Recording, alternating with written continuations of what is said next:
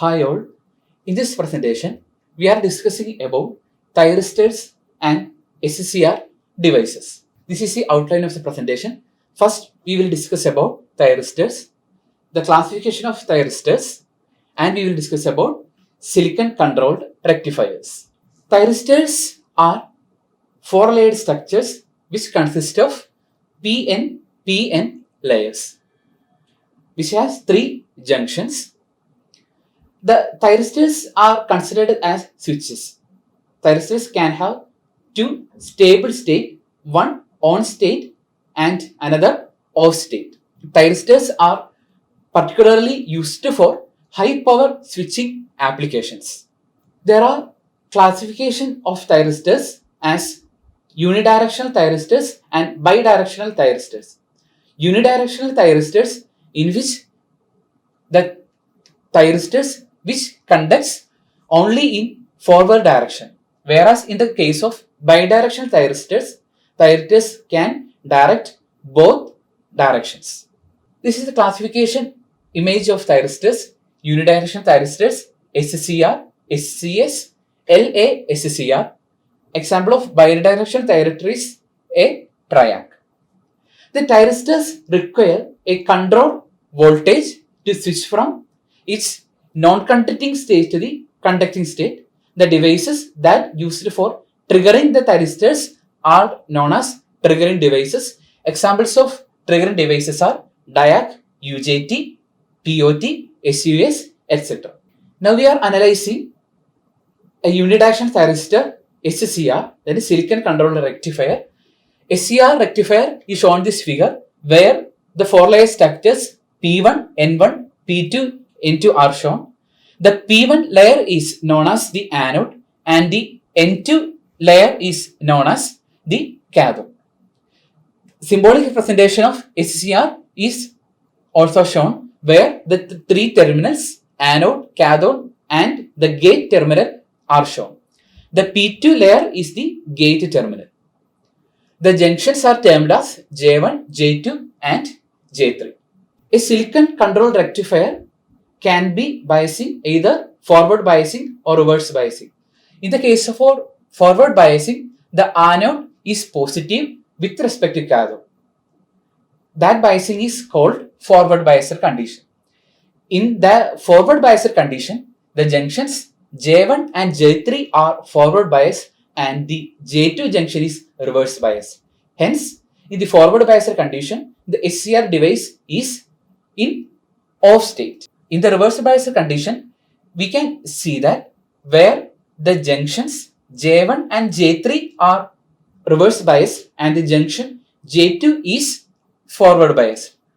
Therefore, the presence of the reverse bias condition indicates that the SCR device is in its off state. The forward biaser condition and the reverse biaser condition are shown in this figure. In the forward biaser condition, the anode terminal is kept positive with respect to the cathode terminal. In the reverse biaser condition, the anode terminal is negative with respect to the cathode terminal of the SCR device. In the forward biaser operation, we have supply a small voltage across the SCR device. In that state, there is no current. If we increase the voltage across the terminals, there is a change in current. If the voltage increased above the breakover voltage of the SCR, then the SCR becomes turned on. The voltage required to turn on the SCR device is called the breakover voltage. In the reverse biaser condition, we have applied a negative voltage at the anode with respect to the cathode.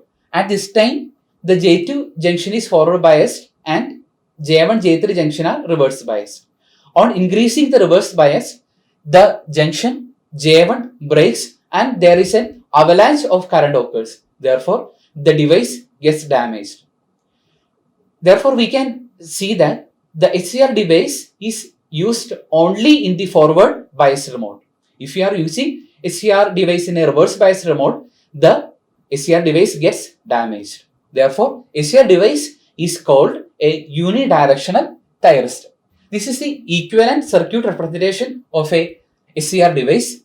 From this equivalent representation, we can see that an SCR device can be considered as a combination of two transistors, Q1 and Q2, where Q1 is an PNP transistor and Q2 is an NPN transistors.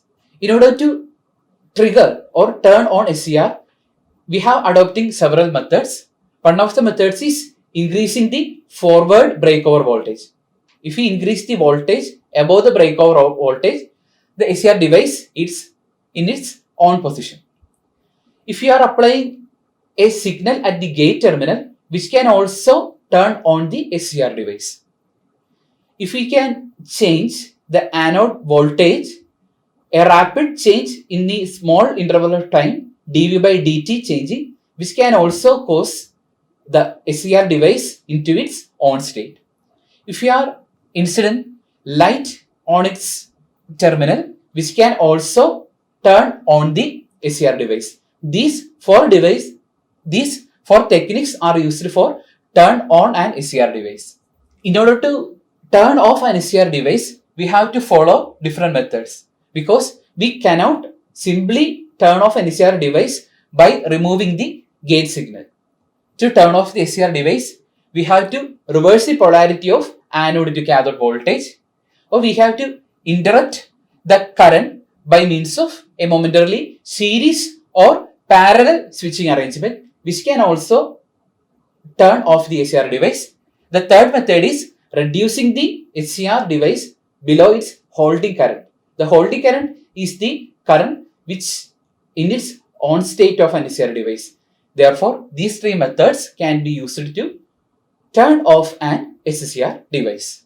This is the reference book used in this presentation. Thank you.